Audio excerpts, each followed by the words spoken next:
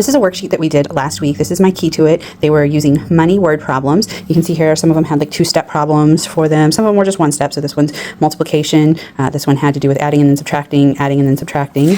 And then on the back they had to do some division. And then this one was the bigger one, the last one that they had to do some multiplication with. So I graded it today and they did horrible on it. I mean, just terrible. I had one student who got a B on it and the rest all got Fs. So we're going to go over it. And so what I decided to do though is, so again, we're 4 days a week. So today's Monday and I'm here doing a PD day. But so I just took all the math problems that they actually have to do on this page and wrote them on this page. And we're just going to do this. So no word problem itself, just the actual math. So I can see, do they understand how to do the math? Yes or no?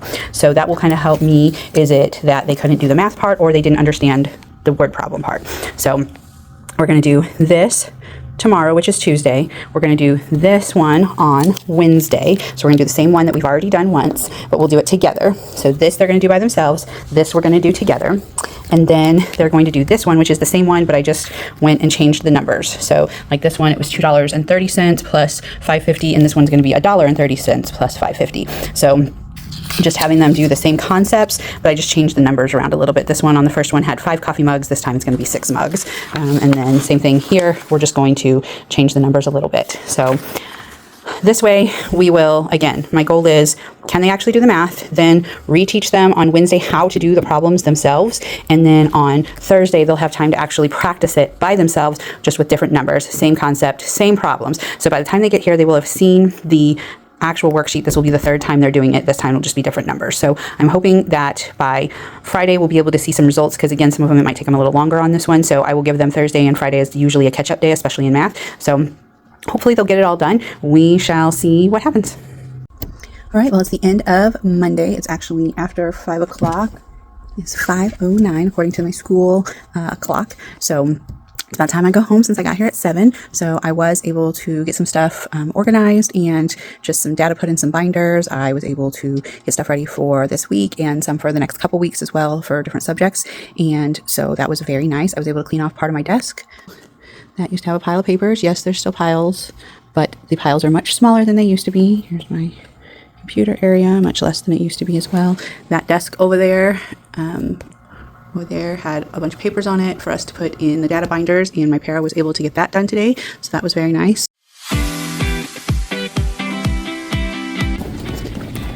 Well, it looks like I was the first one here, and I'm the last one to leave.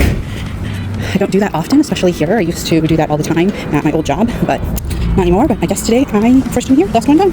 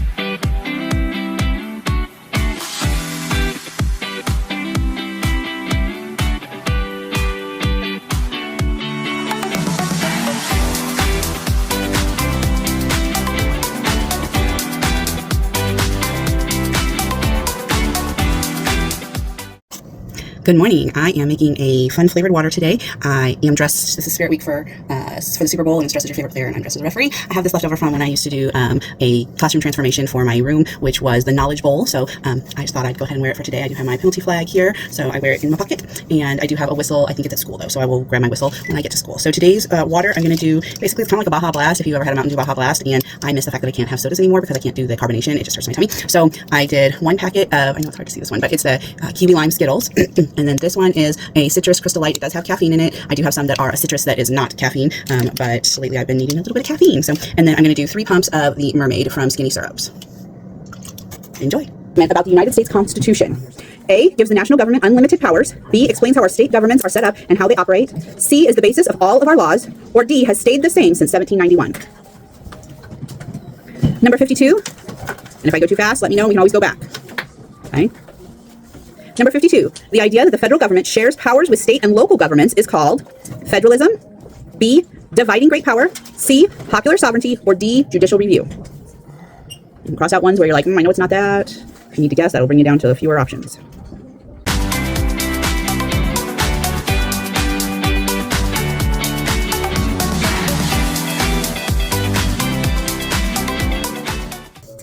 Okay, the name of the story is called Open for Business. What is the first thing we do when we're doing a reading passage and we know we're going to have to answer questions? Alicia? You have to read the questions. Let's go read those questions. So, looks like there's 5 questions. They're all on the front of that last page.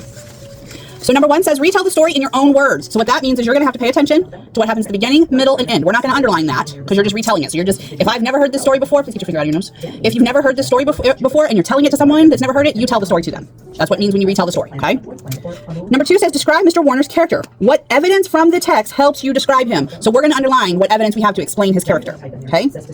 Number 3 says, what other questions could Zion ask Mr. Warner about starting his own business? Do you think that's going to be an answer we're going to be able to underline? What do you think? Yeah, it's your own idea. So what's something you would want to ask about starting your own business? Okay, so this one is not going to be in the reading. This is something that you could go, okay, these are the questions he asked, but here's another good question because you don't want to ask one that he already asked. Number 4 says, what do you think Mr. Warner would change about his business if he wasn't making enough money? We might have some evidence as far as if he tells us why he's not making money, but again, we would have to try to kind of think of some ideas here. So we might not really find this exactly in the story, but we're going to find information that will help us make a change. And number 5 says, why else might you need to know math to run a business? Ooh, so this sounds like we're going to do a lot of thinking on this one, because that one's not going to be in there either, because it says why else. All right, so we're going to have to read this. We're going to have some information that we're going to have to use, and then we're going to have to think of some answers, okay?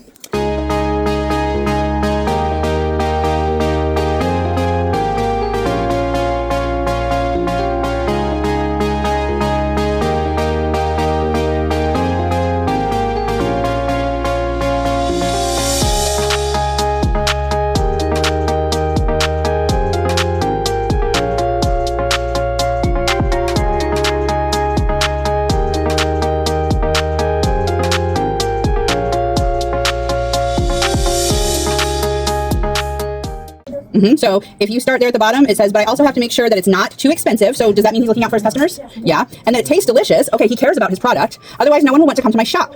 When I make really good ice cream, that brings in a lot of customers. Then I know I'm running my business the right way. Okay, so I just underlined but I also have to make sure it's not too expensive and that it tastes delicious. Okay, and I agree with her where she said that would be awful because I have to be able to pay all of the wonderful people who work here. So do you think he cares about his employees? I think so too. So he's not just saying, oh, that would be awful because I would be poor. No, he's saying it would be awful because I also need to pay all my workers.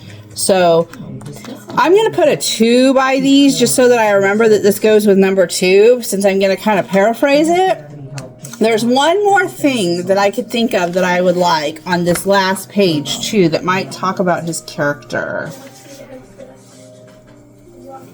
Or anything you can think of that we might want to add in here? What do you think?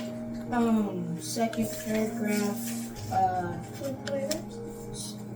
the one sentence, any time zone, you're welcome to come back and ask more questions. I'm happy to help.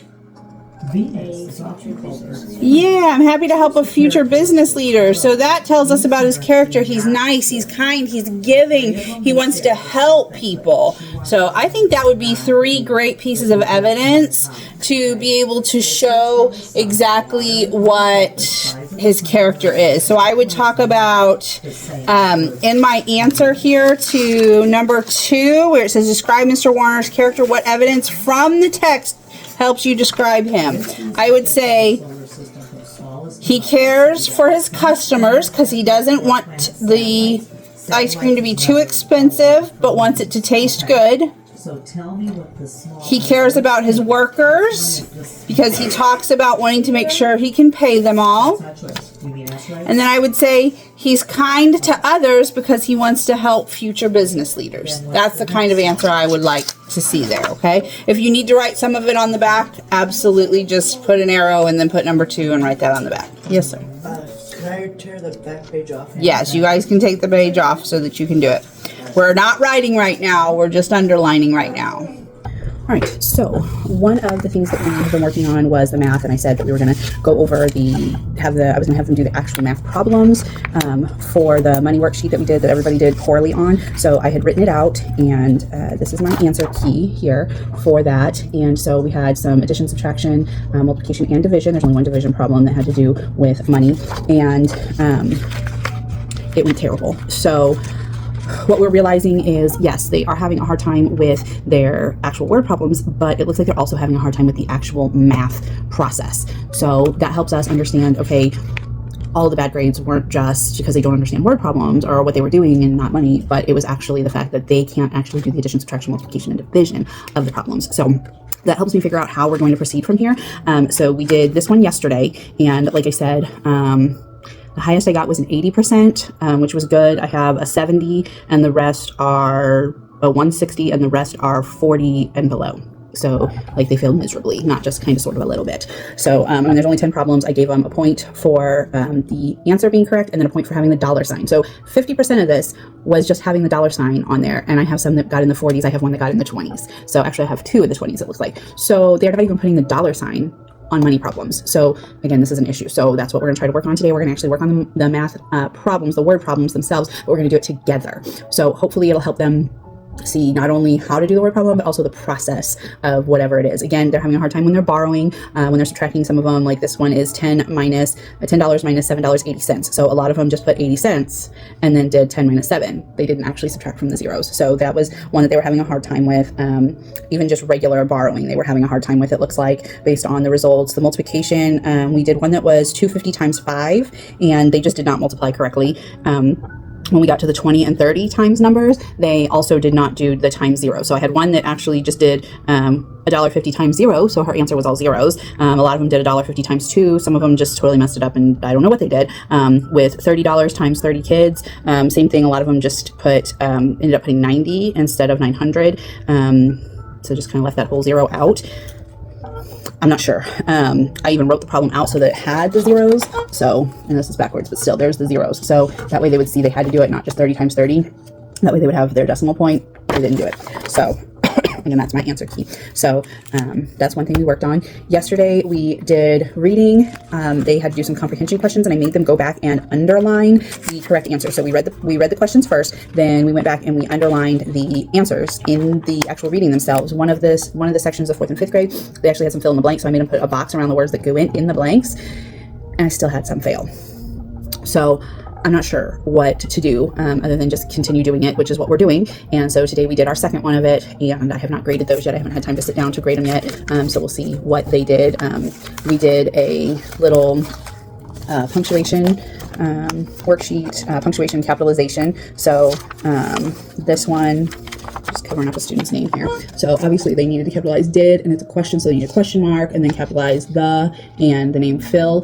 Here it does give them a hint that names need to be capitalized, so they should know that Phil. I did have a bunch of them ask me if groundhog is a name, because they thought they were going to capitalize this, but obviously they don't. So, and then down here they're supposed to circle the word and then write it, and I did tell them that if they didn't circle it, it would be a point off. So I'm going to give them, basically they're going to get a point for capital, a point for, basically everything has to be right. So capital for the D is 1 point, and then the word then groundhog, C, it's all of those have to be written correctly, lowercase, and then so would shadow, and then you have to have the question mark. So I'm giving them points basically for every single word. So it's actually really hard to do bad on these unless you just didn't try at all. So sometimes they'll give like double points for whatever it is that we're actually looking for, so it's a little bit more weighted towards whatever the skill was, but I also do want them to do the whole thing, so I want to give them points for that. So that was our writing for today.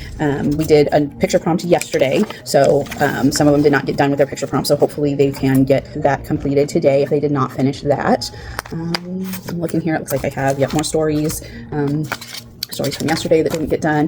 When they're doing their picture prompts, I showed you the picture prompts, and so this is how I'm printing them. So I'm taking whatever picture they did and then their actual slide that has their typing on it, and I think I'm gonna make a book for each one of the kids that shows like their writing to give to their parents at parent-teacher conferences at the end of this quarter, so they can kind of see the progression. And so that's why I just put initials and the date on there. And so we'll just kind of put that in a little binder, but I'm also going to use it for data purposes as well. So I'll have a copy in their data binder to show their progress, and then I'll also give them one for the parents to take home with them at parent-teacher conferences, because this one is student-led conferences, so I want them to be able to look with their picture and their writing with their parents to be able to do it. So there was one from that I thought was really cute, the boy in the magic book, and so there's the boy with the book. So lots of cute different stories. One did that same picture and did Superbook.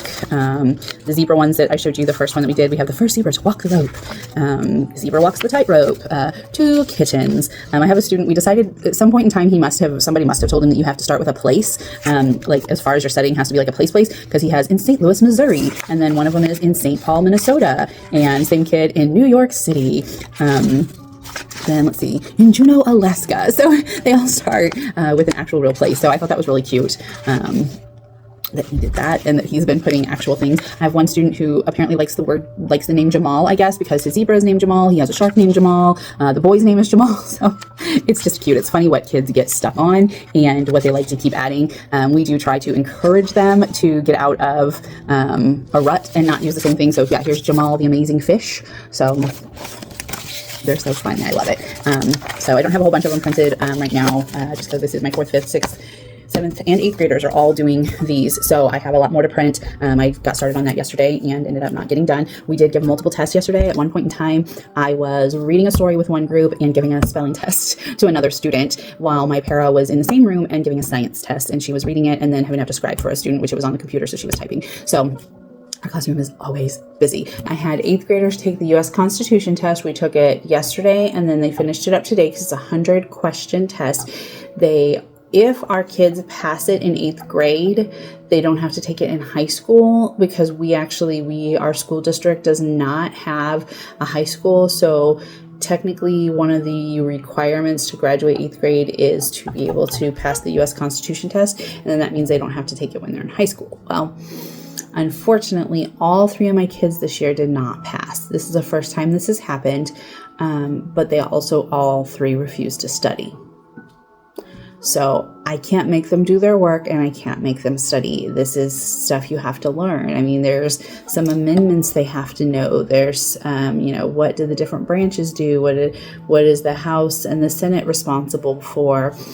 It's multiple choice, true and false. The true and false is a lot of the false questions are, 1 or 2 words off. So I told them if any part of it's false, it's false.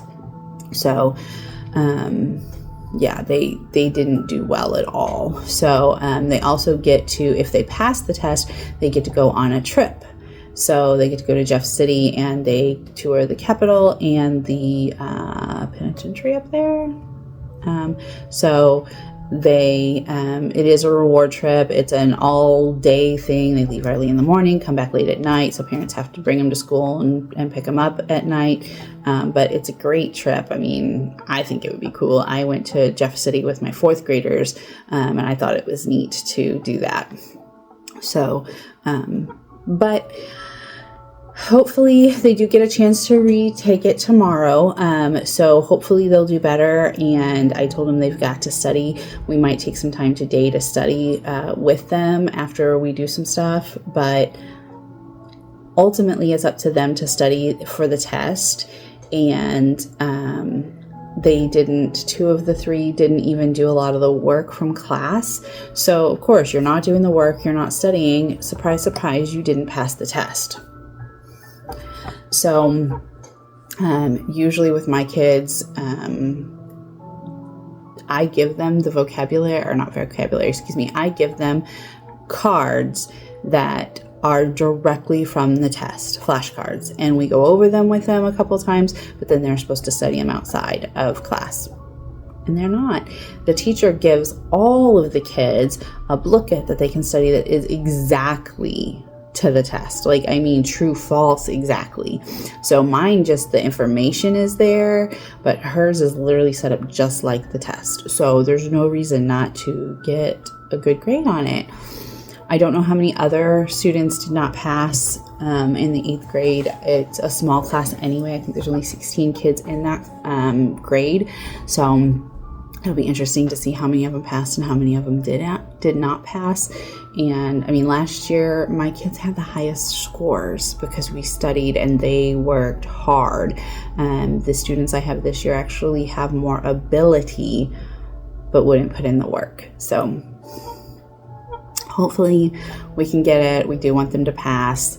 So we'll see. We might have to study a lot tonight, or they'll have to study a lot tonight in order to get it.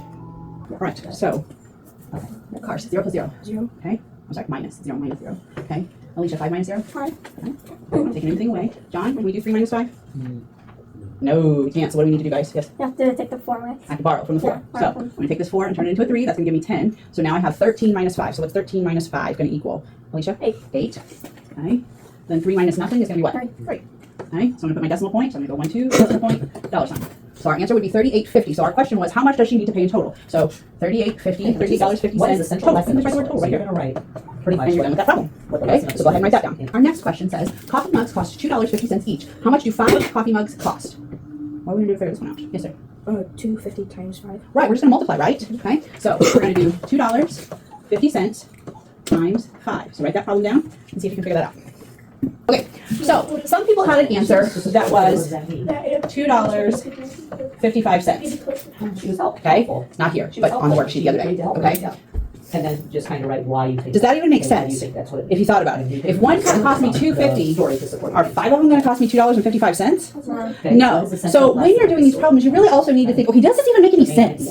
Okay, so, nope, oops, they added instead of multiplied. They just added the 5 to the 0, they added, okay? Simple mistake to make, but you have to think, okay, does that make sense, okay? And then you go, wait, that doesn't make sense. So we definitely don't want that to be our answer, okay? So what we have to do is multiply. So 0 times 5 is what? 0. 0, okay? 5 times 5 is what? 25. 25. So I'm going to put my 5 here. I'm going to carry my 2. So now I'm going to do 5 times 2 is what? 10 plus 2 more is 12. What else could I Okay, do? so I'm going to come over here and I'm going to make sure I have my change, okay? So I'm going to have my cents, so I got a 1, 2, my decimal point there, and then put my dollar sign here. So my answer is $12.50. So what I need to write, remember, I got to answer my question. How much do 5 mugs cost? So I can put 5 About a way that she could let more mugs people know about it. cost Write that down, okay? $12.50. All kinds of ways to let people know when you're doing Okay, something like that. so write that problem down. They might see this closer there. Does that make sense? So you just write whatever you think on that line. What else? All you right, could so this put one about so says, people know about Mr. it. Jackman gives $32 to his 4 children to share equally. How much will each of his children get? What do we need to do with this Why do problem? you think so? So if you were going to do a project for Kirby Dillon Brain scenario, Divide. what could you Divide, okay? So we're going to divide what? Yes. 32 divided by 4. Okay, so you have a couple different ways that you can write 32 divided by 4. Okay, so you can put $32 divided by 4 equals, you could do that. Now what we did on yesterday's math problem, okay, I wrote it like this, 32 divided by 4, okay?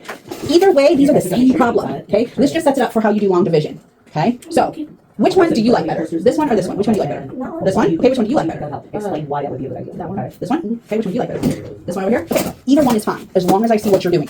That's it, okay? So either one of these, is it gonna be the same answer? Yeah, Yeah. both of these are gonna get the same, it's just how you're writing the problem, okay? So whichever one is the way you like to do it, then let's do it that way. Okay, so how are we gonna figure this out though? 32 divided by 4, how do we figure out division problems? Yeah. Divide the 4 and 2. Okay, so we see how many times 4 will go into 32? Okay, so what else is there? There's something I can do. It's like the opposite. Oh. What's the opposite of division? Times. Multiplication, yeah, okay. So if I do that, I can do 4 times something equals 32. Okay. 8, So yes, that's right. okay.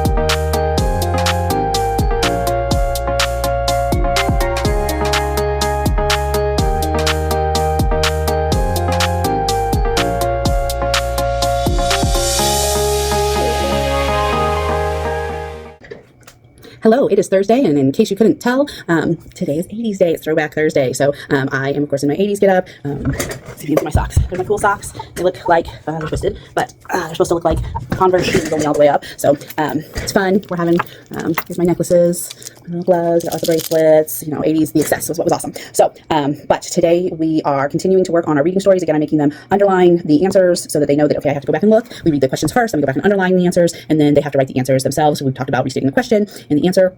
So hopefully they're doing okay with that. And we've been doing some just punctuation stuff. And so this one here, sorry, I for those things. So you can see it's just, they had to capitalize, punctuate at the end. So pretty simple. And then today's assignment, they actually had to do 2 sides. So this one really, they're only capitalizing February and the beginning of the sentence, and then they had to do the end of the sentence. And then this is the other side of it. So same thing here. It's really just the capitals at the beginning. There's no proper nouns anywhere in there. And but the this one of course says, did you ever go skating? So this should be a question mark here. So I that one got it wrong. So some people like to skate would be a period, and this is to remind them question. And of course I read it to them and explained to them that if it's a question mark, you have to put a question. I mean, if it's a question sentence, you have to put a question mark. So this is good to see. A, following directions, and B, do they know the skill? So I have tons of papers to grade. Today I had to clear off my table because we were doing our, the 8th graders had to do their U.S. Constitution test. Unfortunately, all 3 of my students failed it the first time, so we had to redo it today. So we kind of chunked it into smaller sections, and we'd study a section, take it, study a section, take it, study a section, take it. So it's a lot for them to remember. So my para today is going to make up their flashcards for the Missouri Constitution, because we are in the state of Missouri and they have to pass the Missouri Constitution as well. So hopefully we will do well on that. I'm hoping that they see that, okay, if I don't study, I'm not going to get the right answers. So hopefully they're going to do better at that this time and study hard for the Missouri Constitution. The Missouri Constitution is a little bit easier, and I think it's even shorter because the U.S. Constitution is 100. So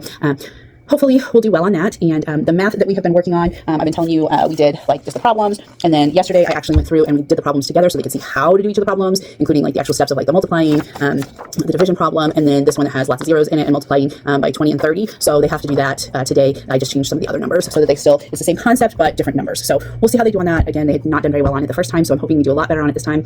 Again, I had one kid who had a B on it the first time, and then the rest all failed it. So hopefully we get a couple more that are passing. Again, when I looked at the actual math of it, it was the math part that they're having a hard time with. So it's not so much the actual learning how to do a word problem that includes dollars. It was actually the math that they were confused on. So again, that's just regrouping with adding and subtracting. It was the subtracting that we had a lot of problems with the regrouping, and then the multiplication and division. So hopefully they'll do a lot better on today's math, and hopefully I'll be able to update you on that. But today's been pretty good day. Again, we've done the reading, we've done the writing. It's just that a lot of them are still catching up on some of the writing from last week. And then we had one picture prompt on Tuesday that some of them still are not finished with. And it's only 5 sentences. I don't know why we're having such a hard time with it. These kids are creative. They can do this. I did have to tell one, honey, it's just 5 sentences. I'm not looking for you to be an excellent novelist. I just need 5 sentences, please. So hopefully he'll get some of that done. And other than that, just doing some grading right now and looking ahead to next week. I'd like to do some assessments tomorrow. We'll see if I get that done. Again, the kids will have a little bit more. We do kind of a catch-up day on Friday. So hopefully I can get some assessments done. I have some reading assessments that I would like to do with a couple of the kids, and hopefully that will get done. So.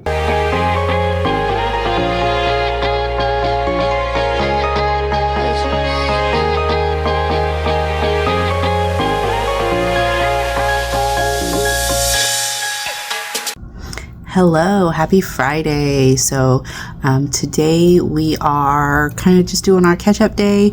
Also, if the students are already done with everything, it gives them a little extra time to do their iReady. We just found out, well, I just found out that there was a thing about iReady that I didn't realize has gone on our program starting at January. So after the kids got done with their diagnostics, there's kind of a new program that was on there. They had it for the reading before, and I know they said math was coming out eventually, but I didn't realize it had actually come out. So I didn't realize my kids were doing it. They kept saying that they were getting locked out of math and it was restarting, and I didn't understand what they were talking about. So finally, we figured out what it is, and now I understand it. Well, a lot of kids have to, they were really struggling. So I talked to the teacher who does iReady with all of the students, not just mine, and I asked if he's seeing this with all of the students, not just my students, and he said yes. And so I explained to him what it was, and I said it's kind of like the reading program that, you know, we didn't realize was going to happen at the beginning of the year, but it did. I was like, okay. So it makes it a little bit harder for him and I as the teachers to look up some information that used to be easily obtained on one individual form. It was so much easier to be able to look that up, but it's fine. We can do it. I don't have as many kids as he does because he does the entire school. So it only affects our 6th through 8th graders, but still he has to then, if he sees that a kid has 0 lessons done, he'll have to go in and see if they actually are on this other program, because the other program doesn't show up on that form.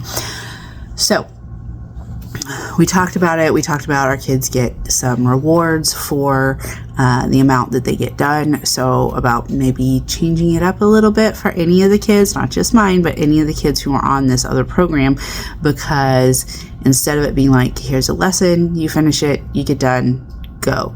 lesson, get done. It like walks them through a lesson, which is great for the kids, but if they don't pass a part of it, it doesn't show that they've passed anything. So looking at the data today, I have a kid who's been in there for like an hour and a half and can't actually get anything recorded because she's not done with all 4 steps. So I was like, okay, now I understand. So learning curve. The only problem is that we give a reward for if they meet their midterm goals, and that's Tuesday. And today's Friday. We don't have school again until Tuesday, so it has to be done by Tuesday at midnight. So we might be doing a little extra math. I ready on Tuesday just to kind of help those kids who are a little far behind because of the fact that I didn't realize the program was different, and so they really need the help. And I just sat with a student and we sat there, and I mean, she's been working on it for probably an hour by herself, and we did it together, and she just didn't understand how it was asking them to do it. Like, she understood the information, but it was just a little confusing. But it was because it was taking them step by step by step by step, and it kind of broke it down too much for her, so she didn't understand what they were trying to do. Went through it with her. We got it done in like 5 minutes. She's been working on it for an hour. We did it in 5 minutes. I didn't really help her with the actual the actual math computation. It was just the process. So, just learning what we gotta do. And I was trying to get the reading assessments that my goal was to get done by the end of this week, and then the math thing came up. So, I still have a couple to do. I don't know if I'll get them done, but I did do some of them. So that's the way it works here in special education. Stuff comes up, and whatever your plan was doesn't matter anymore. You have to do what you gotta do. So today is, of course, Super Bowl is coming up. So go Chiefs. I'm not necessarily a Chiefs fan. I'm not necessarily an anything kind of football fan. Now, baseball, my Cardinals. So that's therefore Chiefs, Missouri, whatever. So, but it was to wear red and yellow today. So, of course, I'm wearing my Chiefs stuff. And so you can see my cute little headband has footballs on it. It matches our school colors. So, bonus. Thank you for joining me here at Educator L's Learning Lounge, and thanks for walking with me this week. Been a busy week, and if you're returning, remember, I love to hear in the comments what you like, what you don't like, what kind of things do you want to see. Is there something that you would like to see the process of, especially in special education or just classroom? And for those of you who are new, thanks so much for showing up, and thanks for sticking with me. I know this is a long video, longer than most of mine, so thanks so much for joining me. Have a great weekend.